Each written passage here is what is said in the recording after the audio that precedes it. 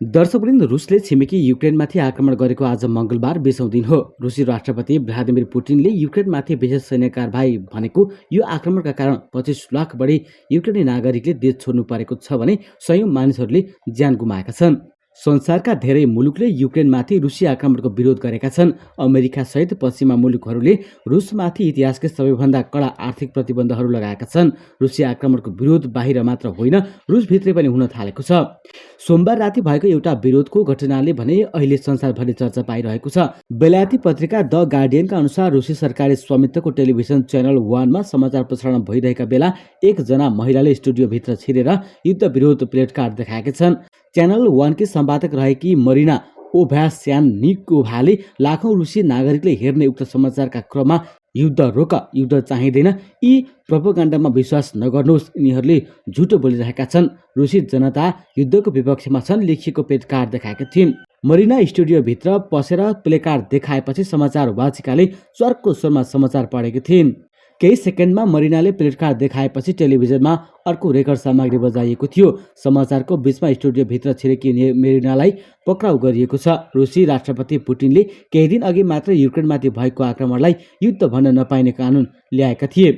उक्त कानुनले यो आक्रमणलाई सञ्चार माध्यमहरूले युद्ध भनेको खण्डमा 15 वर्षसम्म जेल हुन सक्ने अवस्था रहेको छ। गत फागुन 12 गते युक्रेनमाथि आक्रमण गरेपछि पुटिनले केही स्वतन्त्र सञ्चार माध्यमहरूलाई बन्द गरिदिएका छन्।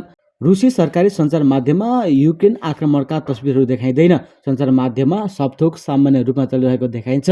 यो सबै थाहा पाउँदै मरिनाले विरोध गरेकी हुन्। टेलिभिजन समाचारमा प्लेकार्ड देखाउनु अघि उनले एउटा भिडियो रेकर्ड गरेकी थिइन्। मानव अधिकारवादी मिडिया प्रोजेक्ट ओभिडी इन्फोबाट अहिले पनि प्रसारण भइरहेको छ। उक्त भिडियोमा मरिनालाई वर्षौंदेखि रुसी प्रोपोगन्डा प्रसारण गर्दै आफू दिक्क भइरहेको बताएकी थिइन्। उता युक्रेनी सेनाको मिसाइल प्रहारमा 20 सर्वसाधारणको मृत्यु भएको रुसी सेनाले दाबी गरेका छन्। रुसी रक्षा मन्त्रालयका प्रवक्ता जनरल इगोर कोनासेन्कोभले पूर्वी सहर दोनेत्स्कको मध्यभागमा युक्रेनी सेनाले सोभियत निर्मित टोकायु मिसाइल प्रहार गर्दा उनीहरूको मृत्यु भएको दाबी गरे। दोनेत्स्क रुसी समर्थक विघटनकारीको पकड क्षेत्र हो। युक्रेनी हमलामा बालबालिका सहित अन्य 28 सर्वसाधारण गम्भीर घाइते भएको बताइएको छ। युक्रेनी फौजको नियन्त्रणमा रहेको उत्तर पश्चिम क्षेत्रबाट दोनेत्स्कमा मिसाइल प्रहार भएको उनले दाबी गरेका छन्। सैन्य सुविधा नभएको दोनेत्स्कको क्षेत्रमा भएको गोलाबारी र बम हमला युद्ध अपराध भएको उनले बताए। यसबारे युक्रेनले कुनै पनि प्रतिक्रिया दिएको छैन। यसैबीच भीषण बमबारी भइरहेको भए पनि युक्रेनमा अघि बढ्ने रुसी प्रयास केही दिनदेखि रोकिएको बताइएको छ। उसको पछिल्लो मूल्याङ्कन अनुसार युक्रेनी सहरहरूले बहादुरीपूर्वक आफ्नो रक्षा गर्न सफल भएका छन्। अमेरिकी रक्षा मन्त्रालयले युक्रेनले प्रभावकारी रूपमा हवाई प्रतिरक्षा प्रणाली प्रयोग गरेका कारण रुसी सेना हवाई इलाकामा पनि त्यति धेरै अघि बढ्न नसकेको जनाइएको छ। दिनभरि गोलाबारी भएको राजधानी कियेभमा रातको समयमा विस्फोट भएका छन्। युक्रेनको उत्तर पश्चिम क्षेत्रमा एउटा टेलिभिजन च्यानलमा भएको हवाई हमला पश्चात भग्नावशेषमा पुरिएका मानिसहरूको उद्धार कार्यमा अधिकारीहरू खटिएका छन्। फेब्रुअरी 24 तारिकमा युक्रेनमाथि आक्रमण सुरु गरेको रुसले हालसम्म कुनै पनि ठूलो युक्रेनी सहर नियन्त्रणमा लिन सकेको छैन। यसैबीच युक्रेनमाथि आक्रमण गरेसँगै लगाइएका प्रतिबन्धबाट जोगिन रुसलाई मद्दत गरे त्यसको परिणाम चीनले भोग्नुपर्ने अमेरिकाले चेतावनी दिएको छ। नाम नखुलाइएका अमेरिका अधिकारीहरूले थुप्रै न्युज आउटलेटलाई रुसले आक्रमण सुरु गरेपछि चीनसँग सैनिक सहयोग मागेको बताएका छन्। चिनिया विदेश मन्त्रालयले अमेरिकाले गलत सूचना फैलाइरहेको आरोप लगाएको छ। साथै रुसले बेजिङसँग सैनिक सहयोग मागेको पनि अस्वीकार गरेको छ। इटालीको रोममा अमेरिकी र चिनिया वरिष्ठ अधिकारीहरू बीचको भेटघाटको क्रममा यस्तो आरोप प्रत्यारोप भएको बताइएको छ। वाशिंटनका अधिकारीहरूलाई उद्धृत गर्दै अमेरिकी सञ्चार माध्यमहरूले पछिल्ला दिनहरूमा रुसले चीनसँग ड्रोन लगायतका विभिन्न सैनिक उपकरणहरूका लागि अनुरोध गरिरहेको बताएका छन्। सीएनएनलाई दिएको एक अन्तर्वार्ताका क्रममा अमेरिकी राष्ट्रपति सुरक्षा सल्लाहकार जेक सुलिभानले यस्तो भनेका हुन्।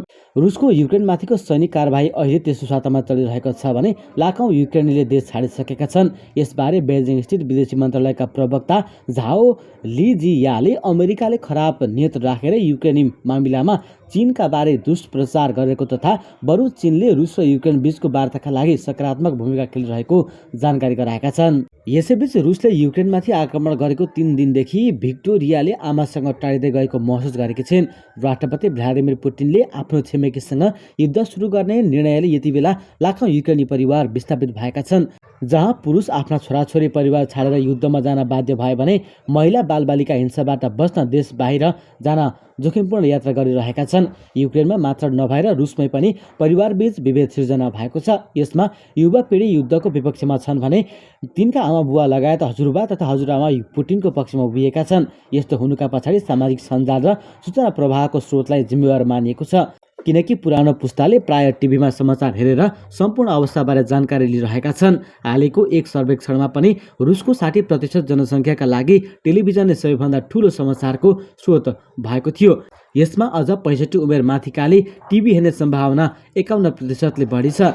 रुसका राष्ट्रिय मिडिया सो युद्ध केवल रुसको विशेष सैन्य अपरेसन मात्र भएको भने सबैको मस्तिष्कमा पसाउन तीव्र प्रचार गरिरहेका छन्। यहाँसम्म कि रुसी टेलिभिजनमा रुसी सेनाले गरेको बमबारी र ध्वस्त संरचनालाई युक्रेनी पक्षको नाटक भनेर प्रस्तुत गरिरहेको छ भने रुसले उल्टै युक्रेनी जनतालाई बचाउने प्रयास गरिरहेको भनेर देखाएका छन्।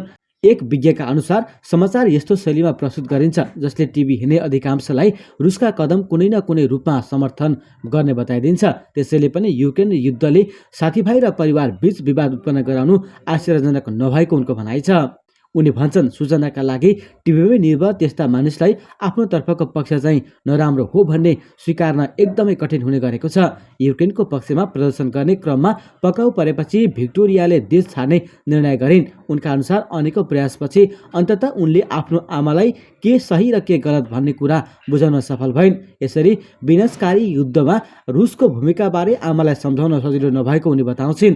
अहिले उनी आफ्ना अरू दाइ अङ्कल लगायत आफन्तलाई पनि बुझाइरहेकी छिन्। यस्तै शुक्रबार मात्र रुसमा फेसबुक र ट्विटर पछि इन्स्टाग्राम पनि ब्लक गरिएको छ। यसको अर्थ अब त्यहाँका मानिससँग सूचना तथा जानकारी लिन एकदम कमै स्वतन्त्र मिडियाहरू बाँकी छन्। त्यस्तै आगामी दिनमा बाहिरी ज्ञान जानकारीका लागि अझ कडाई अपनाइनेछ भने राष्ट्रिय मिडियाको प्रचार अझ प्रभावकारी र तीव्र बनाइने निश्चित छ। मस्कोमा प्राविधिकविद दिमित्रीको त यही कारण परिवारसँगको सम्बन्ध पनि नराम्ररी बिग्रिएको छ। युद्धको एक हप्ता अगाडि मात्र उनी आफ्ना आमा बुवासँग बस्न गएका थिए। यसमा उनले दिनदिनै सबैलाई वास्तविक परिस्थितिबारे जानकारी दिने गर्थे र युक्रेनी सहरमा रुसले मचाएको हिंसा र क्षति सम्बन्धी स्वतन्त्र ब्लग र आधिकारिक मिडियाले राखेका भिडियो देखाउन गर्थे। तर त्यसो गर्दा गर्दै उनको परिवार झन्झन रुसको समर्थनमा लागेको र कुनै पनि कुराको प्रभाव नछाडेको बताउँछन्।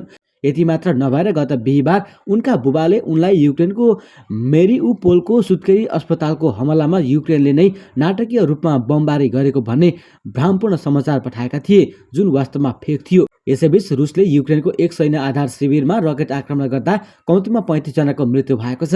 सञ्चार माध्यमहरूका अनुसार लिभबाट 50 किलोमिटरको पश्चिममा रहेको याभोरिभमा रहेको सैन्य आधार शिविरमा भएको रुसी रकेट आक्रमणमा परि मृत्यु हुनेको संख्या कम्तीमा पनि 35 पुगेको क्षेत्रका गभर्नरले बताएका छन्। रुसले उक्त याभोरिभ सैन्य केन्द्रमा 30 भन्दा बढी रकेट आक्रमण गरेको अधिकारीको भनाइ छ। युक्रेनको पश्चिमा क्षेत्रमा अवस्थित एक सैन्य तालिम शिविरमा रुसी सेनाले आक्रमण गरेको बताइएको छ।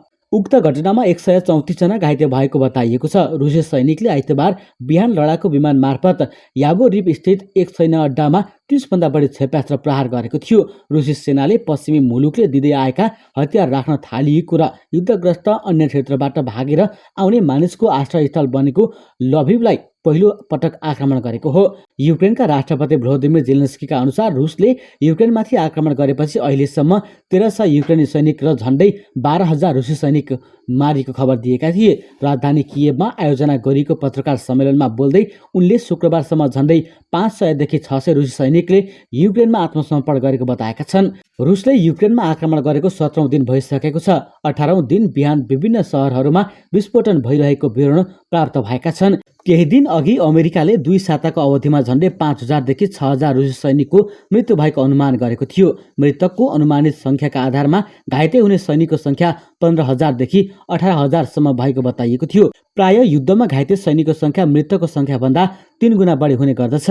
यसैबीच पोल्यान्डका राष्ट्रपति एन्ड्रेज डुडाले रसियाले युक्रेनमा रासायनिक हतियार प्रयोग गरेकोमा नेटोले जवाफ दिने चेतावनी दिएका छन्। अन्तर्वार्तामा राष्ट्रपति टुडाले अहिलेसम्म नेटोले युक्रेनमा रुसको आक्रमणमा हस्तक्षेप नगर्ने पक्षमा रहेको भए पनि रासायनिक हतियार प्रयोग गरेमा नेटोले जवाफ दिने बताएका हुन्। बीबीसीसँगको कुराकानीमा राष्ट्रपति टुडाले भने यदि रुस सामूहिक नरसंहारको हतियार प्रयोग गर्छ भने यो गेम चेन्जर हुनेछ। यसमा कुनै पनि शङ्का छैन कि संयुक्त राज्य अमेरिकाको नेतृत्वमा नाटो र यसमा नेताहरूको एकसाथ बसेर उनीहरूले वास्तवमा के गर्न आवश्यक छ भन्ने बारे गम्भीरतापूर्वक सोच्नुपर्नेछ, किनभने अवस्था गम्भीर बन्दै गएको देखिन्छ।